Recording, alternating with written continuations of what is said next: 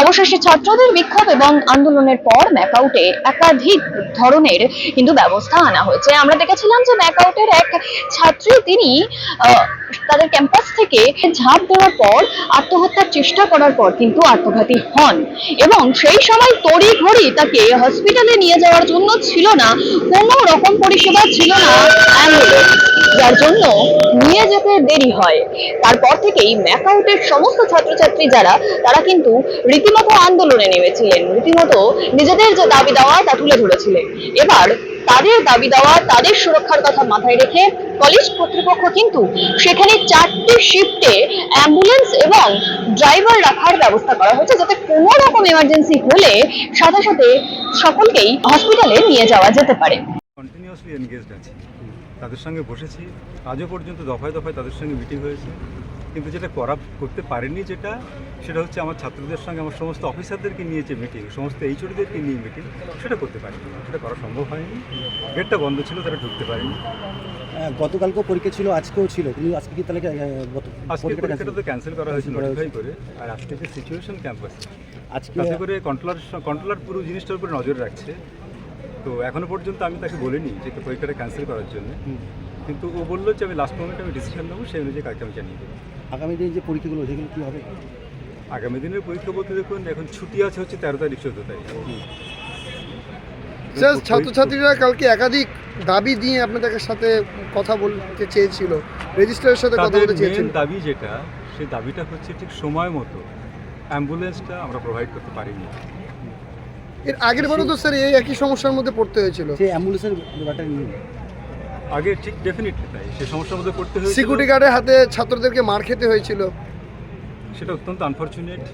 তার জন্য যে সিকিউরিটি মারধর করেছিল সে আর ক্যাম্পাসে এখানে নেই। আর আমরা যেটুকানি স্যার জানি যে কোনো হোস্টেল বা কোনো যে 24 আওয়ার্সের জন্য অ্যাম্বুলেন্স থাকা পরিষেবা দরকার হয়, কিন্তু আপনাদের শুনতে পাওয়া যাচ্ছিল যে একটা শিফটের ড্রাইভার আছে আর একটা শিফটে নেই। এখন যে ব্যবস্থাটা করা হয়েছে, একটু আগেই যে ব্যবস্থাটা হলো, তাতে করে 3 জন ড্রাইভারকে অ্যাপয়েন্ট করা হয়েছে রোটেশনে, 8 ঘন্টা করে 24 আওয়ার্স তারা ক্যাম্পাসের মধ্যে থাকবে, তাদের থাকার ব্যবস্থা এখানে করা হয়েছে। তাহলে কি পরবর্তীকালে এরকম ঘটনা কি এই আশা করা যায়? আমাদের দিক দিয়ে একটা ল্যাপস ছিল, সেটা পরিষ্কার আমি নিজে দেখতে পাচ্ছি। যাতে করে সেই ল্যাপসটা না থাকে, তার জন্য রোটেশনে 3 জন ড্রাইভারকে অ্যাপয়েন্ট করা হয়েছে। স্যার, আপনার নাম পরিচয়? আমার নাম তাপস চক্রবর্তী। স্যার, আমি এই মুহূর্তে অথরাইজড ভাইস। স্যার, একটা কথা বলবো, যে ছাত্রী মারা গেছে তার পরিবারের সঙ্গে কথা হয়েছে? তার পরিবারের সঙ্গে কথা বলা সম্ভব হয়নি, আমি বলতে চেয়েছিলাম, কিন্তু তার ক্লোজ যারা এখানে আছেন, পার্টিকুলারলি তিনি যে বাড়িতে থাকেন, তারা বললেন আপনারা এখন কথা বলবেন না, কারণ তার পোস্টমর্টম হয়েছে মাত্র 3টের সময়। সুতরাং দেখা যায় কালকে কোনো রকম কি তাদের পরিবারের থেকে কোনো অভিযোগ কিছু আছে? এখন পর্যন্ত কিছু পাইনি। কমপ্লেন করার তো কিছু আমাদের কমপ্লেনটা কোথায় কার কাছে করবো? মানে এখানে তো বলতে যদি হয়, তাহলে সেক্ষেত্রে ইনভেস্টিগেট করে দেখতে হবে যে আমাদের ফলটা কোথায়। আমাদের তো কমপ্লেন করার কোনো জায়গা নেই। স্যার, এই মুহূর্তে দাবিগুলো কি ছিল আজকে, এই যেটা বন্ধ করলো? ছাত্রছাত্রীদের মেন দাবি যেটা, সেটা দেখতে পাচ্ছি যে একটা পার্টিকুলার ডিপার্টমেন্টকে ঘিরে, যে ডিপার্টমেন্ট এই সমস্ত বেসিক ফেসিলিটিগুলো প্রোভাইড করার কথা, সেখান থেকে তারা প্রোভাইড করতে পারছে না। আমার কাছে তারা দাবি করছে যে আপনি সেটার অ্যাকশান নেন। এখন ভাইস চ্যান্সেলর হিসেবে সেই অ্যাকশানটা নেওয়া যায় না। তার কারণটা হলো, আমি একজন authorized vice chancellor first of all. Second thing is that আমাদের যে executive council, main authority of the university, সেটা এই মুহূর্তে ফাংশন। কারণ কি গাফিলতি ছিল যে রিপোর্ট পাঠিয়েছেন, কারণ গাফিলতি কি নির্দিষ্ট করেছে? কোন এই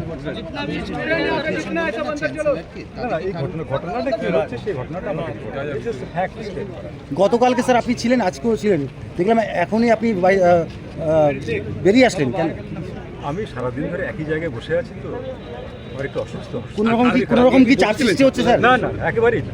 আজকে কি বসেছিলেন ছাত্রছাত্রীদের সঙ্গে? সারাটা দিন এদের সঙ্গে এনগেজ। আপনি আসছেন তো কালকে? হ্যাঁ স্যার, একটা ছোট্ট প্রশ্ন স্যার, কালকে রেজিস্ট্রারকে ঘিরে যখন বিক্ষোভ হয়, তখন কিছু ছাত্রীরা অভিযোগ করে যে এই কলেজের মধ্যে, মানে কোনো তাদের রুমের মধ্যে ছেলেপেলেরা ঢুকে যায় বিভিন্ন রকমের রিজন নিয়ে, বিভিন্ন রকমের কারণ নিয়ে।